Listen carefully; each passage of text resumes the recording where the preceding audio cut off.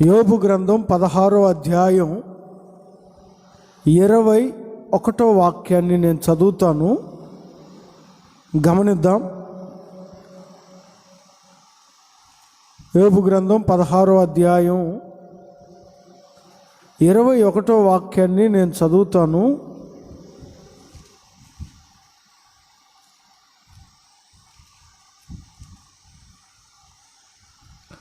నేను దేవుని తట్టు దృష్టి ఉంచి కన్నీళ్లు ప్రవాహముగా విడుచుచున్నాను. ఈ మాట మరొకసారి గమనించండి. నేను దేవుని తట్టు దృష్టి ఉంచి కన్నీరు ప్రవాహముగా విడుచుచున్నాను. తను కన్నీరు కార్చుచున్న సందర్భాన్ని గమనిస్తే సంపన్న స్థితిలో నుంచి చాలా తక్కువ స్థితిలోనికి పడిపోయిన సందర్భాలు అవి.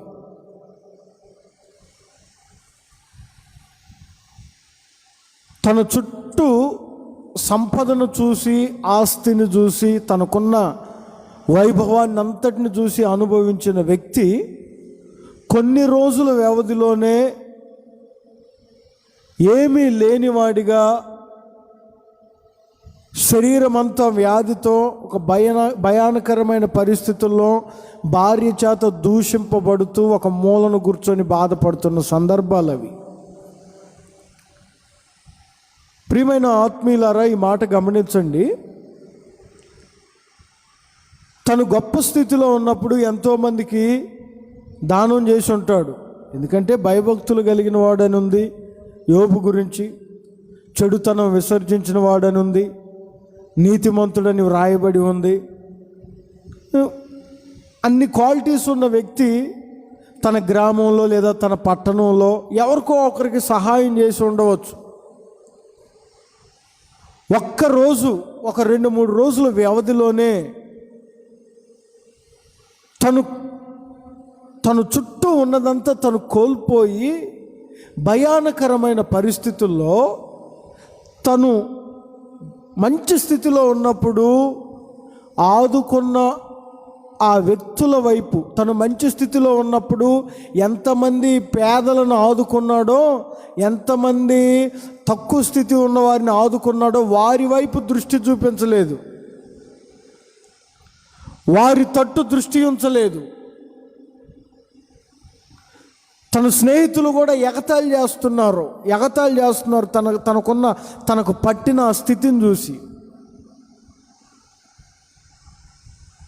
అలాంటి సమయంలో తన భార్య మీద దృష్టి పెట్టలేదు, తను కోల్పోయిన దాని మీద దృష్టి పెట్టలేదు.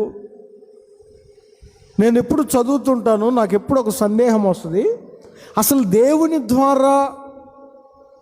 దేవుని ద్వారానే ఈ విపత్తు సంభవించిందా అని కూడా యోబుకు తెలుసో తెలియదో.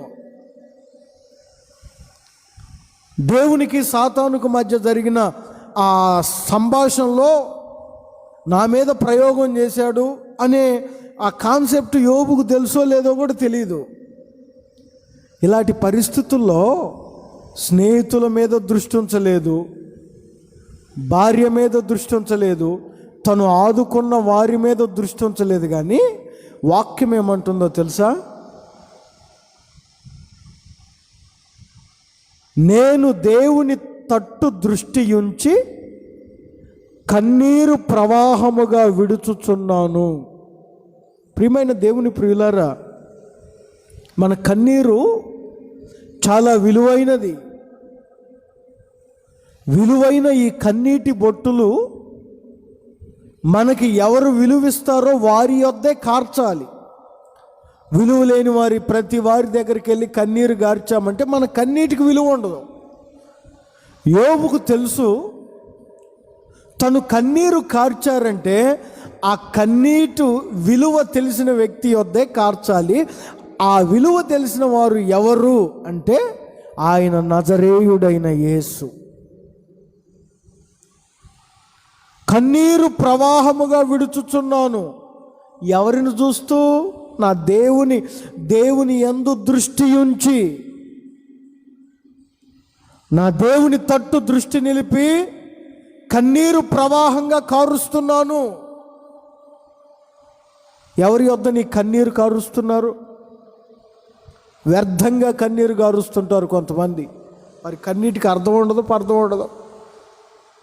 ఆ మధ్య ఒక పాస్టర్ గారు ప్రసంగం చెప్తుంటే ఒక ఆమె తెగ ఏడుస్తుందట. ఆ పాస్టర్ గారి ప్రసంగం వింటూ ఆయనకి వెళ్ళి చూసుకుంటూ, మామూలుగా కాదు, కన్నీరు కారుస్తూనే ఉందట ప్రసంగం ముగించేంత వరకు.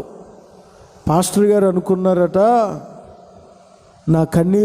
నా ప్రసంగం వ్యర్థమైపోలేదు, ఇదిగో ఆమెను కదిలించింది, ఆమె కన్నీరు గారుస్తుంది అని. ప్రార్థన అంతా అయిపోయిన తర్వాత, ఏమ్మా అసలు వాక్యంలో నీకు ఏ మాట నిన్ను దర్శించింది, నీలో ఏ మార్పు కలిగి ఇంతగా ఏడుస్తున్నావు వాక్యం ముగించేంత వరకు అంటే ఆమె చెప్పిందట, ఏం లేదండి పాస్టర్ గారు, 4 రోజుల క్రితం మా మేక ఒకటి చచ్చిపోయింది. ఆ మేక గడ్డం మీ గడ్డం ఒకేలాగా ఉంటుంది. మిమ్మల్ని చూస్తున్నప్పుడల్లా నాకు ఆ మేకే గుర్తొస్తుంది. మీ గడ్డాన్ని చూస్తున్నప్పుడల్లా నాకు ఆ మేకే గుర్తొస్తుంది. దాన్ని గుర్తొచ్చి నేను ఏడుస్తూ ఉన్నాను. మన కన్నీటికి విలువ ఉందా? విలువ లేని వారి దగ్గరికి వెళ్ళి నేను కన్నీరు కారుస్తున్నాను, నన్ను కరుణించంటే కరుణిస్తారా? ఏమంటారు చూడండి, నేను దేవుని తట్టు దృష్టి ఉంచి నా కన్నీరు ప్రవాహముగా విడుచుచున్నాను. ఒక గొప్ప మనుషుడు యోబు ఎవరి వైపు చూడలేదు, ఎవరిని ఆశ్రయించలేదు, ఎవరి మీద ఆధారపడలేదు, ఎవరి వైపు తన దృష్టి నిలపలేదు. తన కన్నీరు విలువ తెలిసిన దేవుని వైపు మాత్రమే దృష్టి నిలిపాడు. యోవేలు గ్రంథం 2వ అధ్యాయం 12వ వాక్యములో రాయబడిన మాటను మీరు చదివితే, యోవేలు గ్రంథం 2వ అధ్యాయం 12వ వాక్యములో రాయబడిన మాటను మీరు గమనించగలిగితే, అక్కడ ప్రభువు సెలవిచ్చుచున్న ఒక మాట రాయబడి ఉంది. ఏమని ఉంటుందో తెలుసా? ఇప్పుడైనను ఉపవాసముండి కన్నీరు విడుచుచు దుఃఖించుచు నా యొద్దకు రండి. మీ కన్నీటికి ప్రతిఫలం దొరికేది నా దగ్గర, మీ కన్నీటికి జవాబు వచ్చేది నా యొద్ద. ఇప్పటికైనా మించిపోయింది లేదు. ఎవరి దగ్గర నీ కన్నీరు కారుస్తున్నావు, దేవుని తట్టుకు తిరుగు. దేవుని యొద్ద నీవు కన్నీరు కార్చు. హన్నా దేవుని మందిరంలోకి వెళ్ళి దేవుని తట్టుగా తిరిగి తన కన్నీరు కార్చింది. ఆ కన్నీటికి విలువ ఉంటుంది. ప్రభు చెప్తారు, ఇప్పుడైనా నా యొద్దకు రండి, కన్నీరు కార్చండి. కొంతమంది చూడండి, ఎవరు కనపడితే వాళ్ళ దగ్గర ఏడుస్తూ ఉంటారు. రోడ్డు మీద ఏడుస్తుంటారు, ఎక్కడ ఏడవాలో తెలియదు. డాక్టర్ల దగ్గర ఏడుస్తుంటారు, అప్పులు వడ్డీకి తీసుకునే వాళ్ళ దగ్గర ఏడుస్తుంటారు, ఇచ్చే వాళ్ళ దగ్గర ఏడుస్తుంటారు, అక్కడికి వెళ్ళి ఏడుస్తుంటారు, ఇక్కడికి వెళ్ళి ఏడుస్తుంటారు. ఎవరి తట్టు నీవు దృష్టి ఉంచి కన్నీరు విడవాలి? ప్రభు అంటారు చూడండి, నా వైపుకు రండి, ఇప్పుడైనను నా తట్టు తిరిగి కన్నీరు విడవండి. మనుషులు నీ కన్నీరు చూసి ఎగతాళి చేస్తారేమో కానీ మనం ఆరాధిస్తున్న యేసయ్య నీ కన్నీటిని చూసి ఎగతాళి చేయువాడు కాదు. నీవు ఎందుకు కన్నీరు కారుస్తున్నావో తెలుసుకొని ఆ కన్నీటి బ్రతుకును నాట్యముగా మార్చువాడు నేను ప్రకటిస్తున్న నజరేయుడైన యేసు. నీ కన్నీటికి విలువ ఇచ్చేవాడు, ఎగతాళి చేసేవాడు కాదు. ఒక ఆత్మీయుడు దేని కొరకు కన్నీరు కార్వాలి, దేని కొరకు కన్నీరు విడవాలి?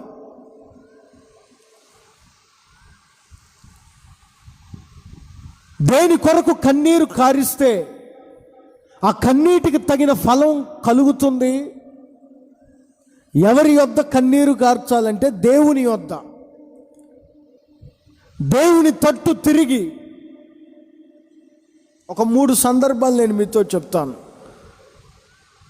అబ్రహాము చాలా ఆస్తిపరుడు. పిల్లలు లేని కారణంతో తన భార్య మాట విని ఆ కుటుంబంలోనే దాసి అయిన హాగరుతో జీవితాన్ని ప్రారంభించాడు. వారు ప్రారంభించిన ఆ జీవితానికి గుర్తుగా ఇస్మాయేల్ అనే ఒక బాలుడు కలిగాడు. ఏం జరిగిందో తెలియదు, ఆ కుటుంబంలో వచ్చిన సమస్యలు ఏంటో మనకి తెలియదు. కానీ హాగరు ఇస్మాయేలును తీసుకొని ఎడారి బాట పట్టారు. ఎడారిలో నీళ్ళ తిత్తి తీసుకొని పయనమయ్యారు. తెచ్చుకున్న నీటి బుడ్డలో కాస్త నీళ్ళు అయిపోయాయి. చిన్నవాడైన ఇస్మాయేలు ఏడుస్తున్నాడు. దాహం అని ఏడుస్తున్నాడు. తన చావు నేను చూడలేను నా కళ్ళతో అని అనుకొని తను ఒక పొదలో విసిరేసింది. కుమారుణ్ణి ఒక పొదలో విసిరివేసి వానికి ఎదురుగా కూర్చొని ఏడుస్తుంది. ప్రియమైన దేవుని ప్రియులారా, ఆదికాండం 21వ అధ్యాయంలో ఈ చరిత్ర రాయబడి ఉంటుంది. ఆదికాండం 21వ అధ్యాయంలో ఈ మాటలన్నీ రాయబడి ఉంటాయి. ఇక ఆ పిల్లవాడిని చావు చూడలేననుకొని కొంచెం దూరం వెళ్ళి వానికి ఎదురుగా కూర్చొని ఎలుగెత్తి ఏడుస్తుంది.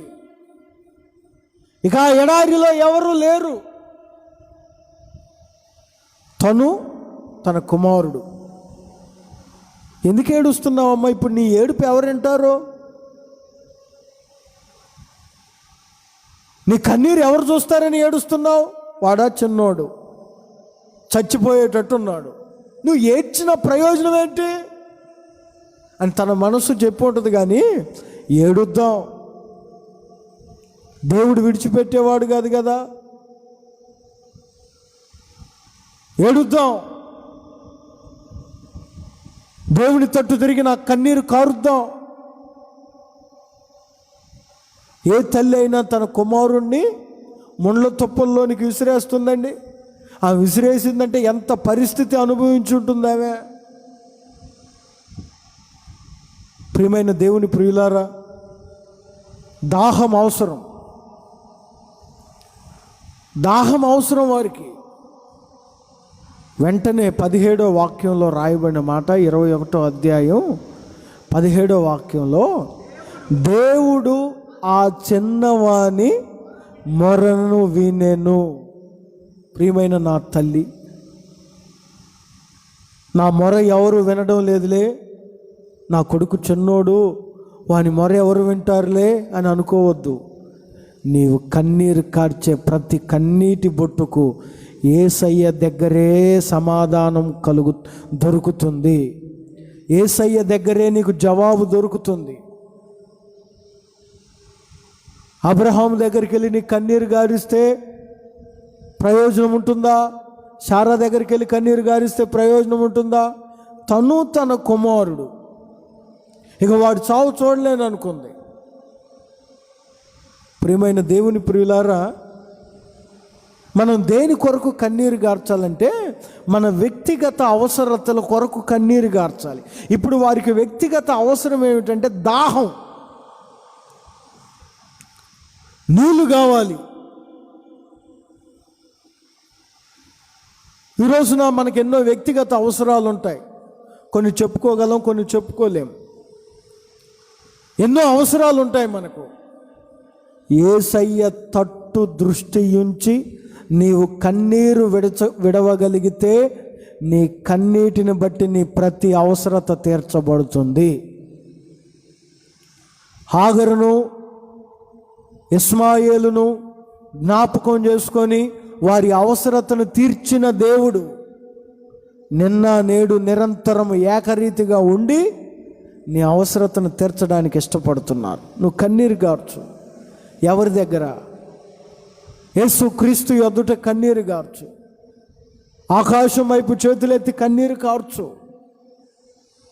మనుషుల యొద్ద కాదు, ఎవరో చూడాలని కాదు, చచ్చిన మేకల కొరకు కాదు. ఏమండి,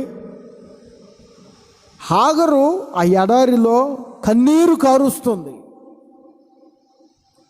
వారి అవసరతను దేవుడు తీర్చాడు.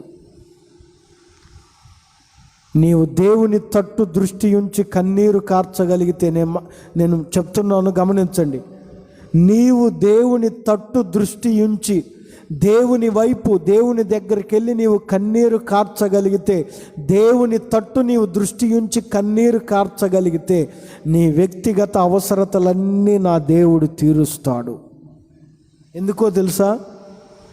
దైవజనుడైన పౌలు ఫిలిప్పీయులకు రాసిన పత్రిక 4వ అధ్యాయం 19వ వాక్యములో యేసుక్రీస్తు గురించి ఒక గొప్ప విషయాన్ని చెప్తాడు.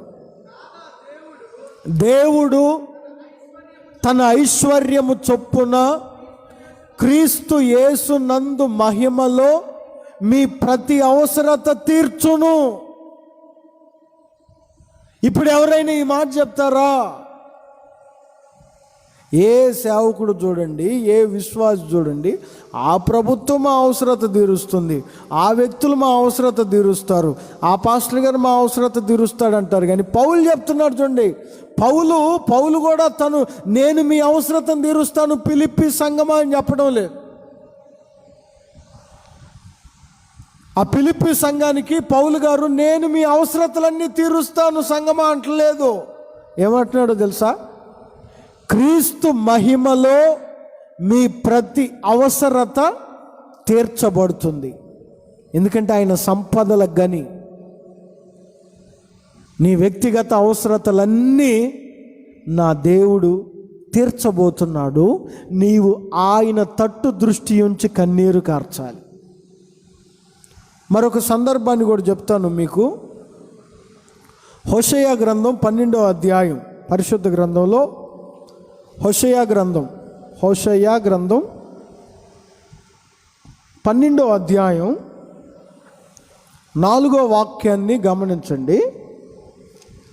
12వ అధ్యాయం 4వ వాక్యం, 3వ వాక్యం నుంచి 4వ వాక్యం వరకు చదవండి. తల్లి గర్భమందు యాకోబు తన సహోదరుని మడిమను పట్టుకొనెను, మగసిరి కలవాడై అతడు దేవునితో పోరాడెను, అతడు దూతతో పోరాడి జయమొందెను, అతడు కన్నీరు విడిచి బతిమాలెను. అందరికీ యాకోబు అంటే అందరికీ తెలిసింది ఏమిటంటే పోరాడేవాడు అని.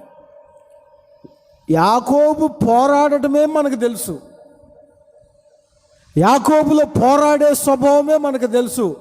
కానీ ఆ పోరాడిన తర్వాత కన్నీరు గార్చిన అనుభవం చెప్తాడు చూడండి ప్రవక్త. మీరు పోరాడి జయమొందెను అని అంతటితోనే ఆగిపోతారే? తను బతిమిలాడుతూ కన్నీరు గార్చింది చూడరా? బతిమాడుతూ కన్నీరు గార్చింది మీకు తెలియదా? మగసిరి గలవాడై పోరాడాడు. ఇప్పుడు నేను పోరాడుతాను నా భార్య మీద, నా పిల్లల మీద, నా వీధిలో ఉన్న వాళ్ళ మీద. పోరాడి జయం పొందాడనే తెలుసు మనకి. ప్రవక్త అంటారు, పోరాడిన తర్వాత కన్నీరు విడిచి దూతతో బతిమిలాడుతున్నాడు, దేవుని యొద్ద బతిమిలాడుతున్నాడు, కన్నీరు కారుస్తున్నాడు. ఎందుకు? అసలు కన్నీరు కార్చవలసిన అవసరం ఎందుకు వచ్చింది దేవుని దగ్గర అంటే, చాలా ఆస్తి సంపాదించుకున్నాడు యాకోబు. ఆస్తి పోతుందేమనే భయం అయితే యాకోబుకు లేదు. కానీ తన మామ దగ్గర నుంచి బేతేలుకు బయలుదేరిన తర్వాత కొంతమంది వచ్చి ఒక వార్త చెప్పారు, నీ అన్న ఒక గుంపును వెంట పెట్టుకొని నీకు ఎదురుగా వస్తున్నాడని. కొన్ని సంవత్సరాల క్రితం అన్నతో సమాధానం లేక తల్లిని తండ్రిని అన్నను విడిచి మామ దగ్గర నివాసం చేశాడు. యాకోబులో ఉన్న ఒక మంచి లక్షణం చూడండి. ఏ అన్నతో సమాధానం లేక లాబాను యొద్దకు వెళ్ళి తను చేయవలసింది ఏదో చేసుకున్నాడు, కష్టపడ్డాడు, తనకంటూ ఒక గుంపును సిద్ధపరచుకున్నాడు, తనకంటూ కొంత ఆస్తిని సిద్ధపరచుకున్నాడు. ఇప్పుడు తిరిగి తన తండ్రి ఇంటికి వెళ్తున్నాడు. మరి తండ్రి ఇంట్లో అన్న ఉన్నారు. ఇప్పుడు ఎబ్బోకు రేవు దగ్గర ఒక్కడే దేవునితో పోరాడి బతిమిలాడుకుంటూ కన్నీరు గారుస్తున్నాడు. ఏంటో తెలుసా? నా అన్న నాకు ఎదురుగా వస్తున్నాడు, నా అన్నతో నాకు సమాధానం కావాలి.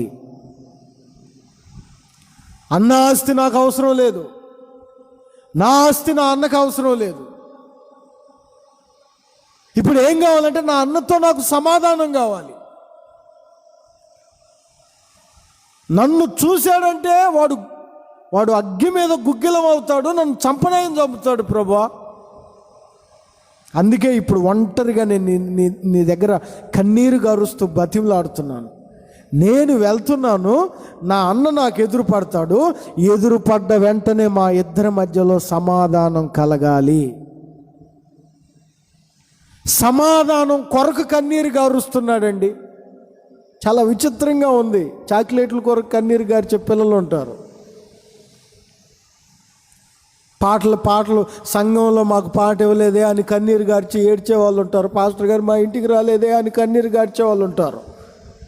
చూడండి, యాకోబు ఎబ్బోకు రేవు దగ్గర ఇప్పుడు నేను వెళ్తున్నాను, ఏశావు అనే నా అన్న నన్ను ఎదుర్కొనడానికి వస్తున్నాడనే వార్త నాకు వినపడింది. మా ఇద్దరి మధ్యలో యుద్ధం జరగకూడదు, మా ఇద్దరి మధ్యలో గొడవలు జరగకూడదు. మా అన్నకు నాకు సమాధానం కావాలి. ప్రియమైన దేవుని ప్రియులారా, సమాధానం లేక ఎంతకాలం జీవిస్తామండి?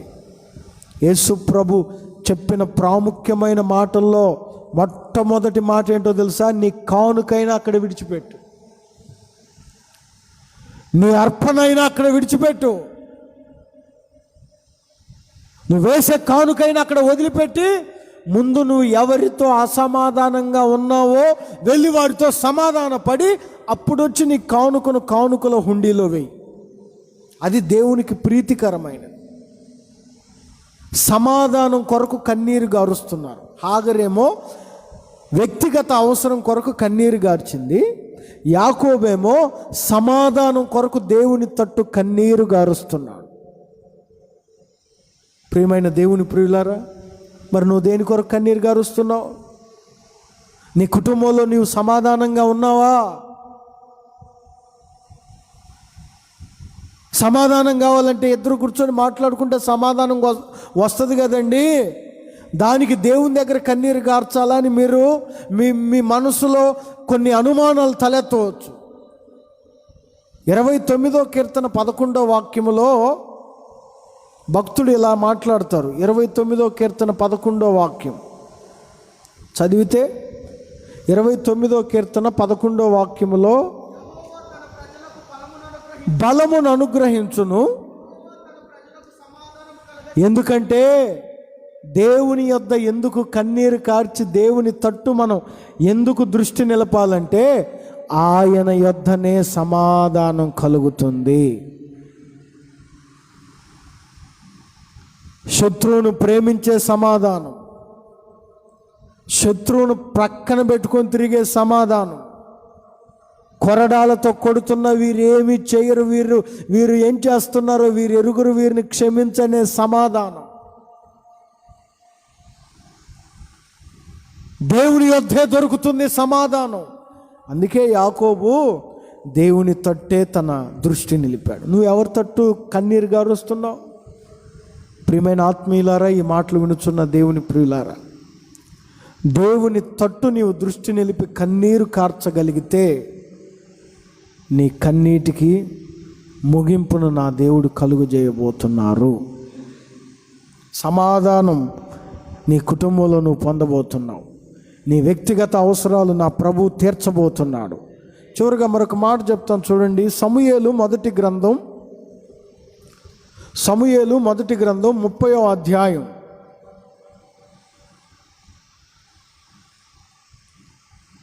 ఈ 30వ అధ్యాయం మొదటి వాక్యం నుంచి కొన్ని వాక్యాలను మనం గమనిస్తే, దావీదు కొంతమందిని తీసుకొని సిక్లగు అనే ప్రాంతంలో కాపురం ఉంటున్నాడు. కొంతమందిని తీసుకొని దావీదు యుద్ధానికి వెళ్ళినప్పుడు అమాలేకీయులు ఈ సిక్లగు అనే ప్రాంతానికి వచ్చి దావీదు దగ్గర ఉన్న ఆస్తి, వాళ్ళ భార్యని, పిల్లలను, వాళ్ళ దావీదు చుట్టూ ఉన్న సమూహంకి సంబంధించిన వారిని అందరినీ తీసుకొని వెళ్ళిపోయారు. పట్టణానికి వచ్చి చూస్తే దావీదు తన వెనుకున్న జనులు ఆ పట్టణం కాల్చబడి తమ భార్యలు, కుమారులు, కుమార్తెలందరినీ అమాలేకులు తీసుకొని వెళ్ళడం వీళ్ళు చూసి, బైబిల్లో రాయబడిన మాట ఏమిటంటే, ఏడ్చుటకు శక్తి లేనంతగా బిగ్గరగా ఏడ్చాడట దావీదు. కన్నీరు కారుస్తున్నాడు. ప్రియమైన ఆత్మీయులారా, ఇక నీ వల్లే ఇప్పుడు మేము కోల్పోయాం, నీ వల్లే నా భార్యను కోల్పోయాను, నీ వల్లే నా పిల్లలను కోల్పోయాను, నీ వల్లే నేను కష్టపడింది సంపాదించింది కోల్పోయానని దావీదును చంపటానికి వచ్చారు. దావీదు అన్నం పెడితే తిన్న వాళ్ళు. ఇది చూడండి ఎంత విచిత్రమో. ఎవరినైతే కూర్చోబెట్టి పోషించి పెంచి వారికి యుద్ధాన్ని నేర్పి వారిని యుద్ధానికి తీసుకెళ్ళి ఇలా కాదురా ఇలా నడవండి అని చెప్పాడో వాళ్ళే దావీదును చంపడానికి వ్యతిరేకించారు. అమాలేకీయుల వల్ల, శత్రు సంబంధుల వల్ల. దావీదు ఏమన్నా ఉండి మీ భార్యలు మీ పిల్లల్ని పంపించాడా? దావీదు కూడా మీతో పాటు ఉన్నాడు కదా. కొంతమంది ఆవేశంలో ఏం మాట్లాడతారో వాళ్ళకే తెలియదు, నోటికి ఏది వస్తే అది మాట్లాడుతుంటారు ఆవేశంలో. దావీదు పెంచి పోషించి వారికి మంచి స్థితినిచ్చిన దావీదు మీదనే వ్యతిరేకమైపోయారు. మేము పోగొట్టుకున్నాం, మేము కోల్పోయాం. మరి దావీదు ఏమన్నా 4 అంతస్తులు మిద్దె కట్టుకుని దాంట్లో ఉంటున్నాడా? దావీదు కూడా మీతో పాటే ఉంటున్నాడు కదరా. ఆయన ఏసీలో ఉండి మీరు పూరిపాకల్లో ఉంటుంటే మీరు అలా ఉన్నారు, కలిసే ఉంటున్నారు కదా. మరి ఎందుకు ఆయన మీద? ప్రియమైన దేవుని ప్రియులారా, తను నమ్ముకొని తన చుట్టూ ఉన్నవారి తను చంపాలని చూస్తున్న పరిస్థితుల్లో ఎవరి దగ్గరికి వెళ్ళి ఏడవాళ్ళో తెలియని పరిస్థితి దావీదు. తిన్నగా యెహోవాను బట్టి ధైర్యం తెచ్చుకొని కన్నీరు కార్చడం దేవుని వద్ద ప్రారంభించాడు. ఎప్పుడైతే ఎఫోదును ధరించి దేవుని ఎదుట విచారణ చేపట్టాడో కన్నీరు కార్చి వెంటనే ఒక శుభ సమాచారం, అదిగో పట్టుకెళ్ళిపోయిన వాళ్ళంతా అక్కడ ఉన్నారు, పోగొట్టుకున్న వాళ్ళంతా అక్కడ ఉన్నారని. నువ్వు దేవుని తట్టు తిరిగి కన్నీరు కార్చు, దేవుని యొద్ద విచారణ చేయి, దేవుని తట్టు తిరిగి దేవుని తట్టు దృష్టి ఉంచి కన్నీరు కార్చు. నువ్వు పోగొట్టుకున్నది నీకు దొరికేటట్లు నా దేవుడు చేయబోతున్నాడు. సంతోషాన్ని పోగొట్టుకున్నావా? ఉద్యోగాన్ని పోగొట్టుకున్నావా? వ్యాపారాన్ని పోగొట్టుకున్నావా? ఇంతకు ముందున్న జ్ఞానం లేదండి నేను పోగొట్టుకున్నానని బాధపడుతున్నావా? ఒకవేళ గర్భం నిలవబడలేక పోగొట్టుకున్నావా? దేవుని తట్టు తిరిగి కన్నీరు కార్చు. నీ కన్నీటికి తగినట్లుగా పోగొట్టుకున్నదంతా నా దేవుడు నీకు ప్రసాదించబోతున్నారు. మధ్యరాత్రి అందరిని నిద్రపోనివ్వకుండా కేకలేస్తుంది ఒక ఆమె. ఏమ్మా అంత కేకలేస్తున్నావు? 9 వెండి నాణ్యాలు ఉన్నాయి కదా, ఒక్క నాణ్యం కొరకు ఎందుకు ఈ మధ్యరాత్రి కేకలేస్తున్నావు? నాతో కూడా సంతోషించండి, సంతోషించండి అంటే ఆమె అంటది, నేను పోగొట్టుకున్నది నాకు దొరికింది. 9 ఉన్నాయిగా, 9 ఎందుకయ్యా నాకు? పోగొట్టుకున్నా నేను, నా ప్రేమను పోగొట్టుకున్నాను, నా ఆశీర్వాదాన్ని పోగొట్టుకున్నాను, నా జీవితంలో ఉద్యోగాన్ని పోగొట్టుకున్నాను, కోల్పోయాను.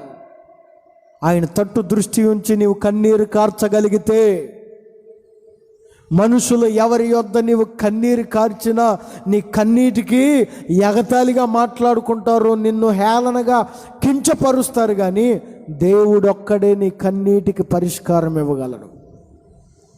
సేవకుని దగ్గర కూడా నువ్వు కన్నీరు గార్చకూడదు.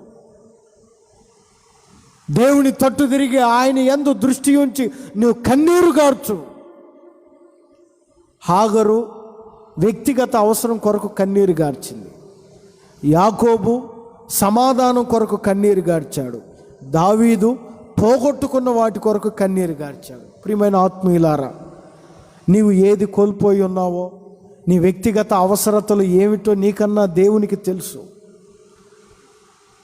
ఎక్కడెక్కడ నీకు అసమాధానంగా ఉందో వాటన్నిటి విషయమై దేవుని తట్టు నీవు దృష్టి ఉంచి కన్నీరు కార్చగలిగితే నీ కన్నీటికి ముగింపును నా దేవుడు కలుగజేయబోతున్నాడు.